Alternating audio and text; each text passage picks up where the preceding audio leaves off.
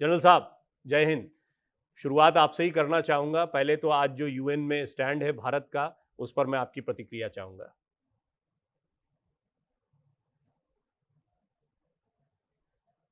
General साहब unmute करिएगा, आपकी आवाज हम तक नहीं पहुंच रही है।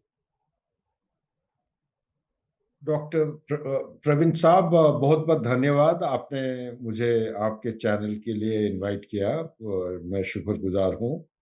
और हमारे जो डिस्टिंग्विश्ड को पैनलिस्ट हैं उन सबको शुभकामनाएं और बधाई। और जहाँ तक कमेंट है, ये तो एक स्टैंडर्ड कमेंट बन चुका है। हर साल जनरल असेंबली स्टार्ट होता है, पाकिस्तान मुद्दा उठाता है, कोई उल्टा सीधा बयान देने की कोशिश करते हैं, हिंदुस्तान उसका जवाब एक स्टैंडर्ड, ये एक रिस्पॉन्स जो है एक स्टैंडर्ड बन गया है। ये कोई नई चीज नहीं है। सो इसीलिए मैं ये भी कुछ कहना नहीं चाहता हूं कि हिंदुस्तान को बात के जरिए ना करके वो एक्शन से करना ठीक है।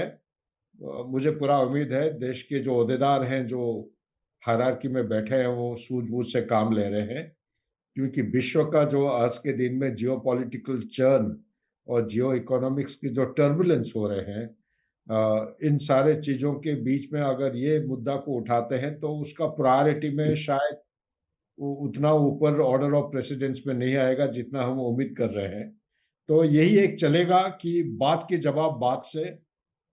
और United Nation as it is defunct बन चुका है, ये ना कि बराबर है। लेकिन something is better than nothing. ना होने के वजह अगर कुछ है तो उसी से अगर कुछ विश्व का अगर थोड़ा बहुत हम ऑर्डरलीनेस इंश्योर कर सकते हैं तो वही कहावत में है, something is better than nothing. लेकिन हमें थोड़ा सा थोड़ा नहीं, अभी हमारे डोर स्टेप पे ऑलरेडी कॉन्फ्लिक्ट आ चुका है। जी। और हर चीज को उस निगरानी से देखना जरूरी है जिसमें respect all, suspect all, inspect all की जो कहावत होता है फौजी दस्तूर के मुताबिक। लेकिन जो परिस्थिति है, पूरा विश्व में मिलिटराइजेशन की परसेंटेज काफी मात्रा में बढ़ चुका है। 9.4% के करीब करीब पिछले 10 साल के अंदर।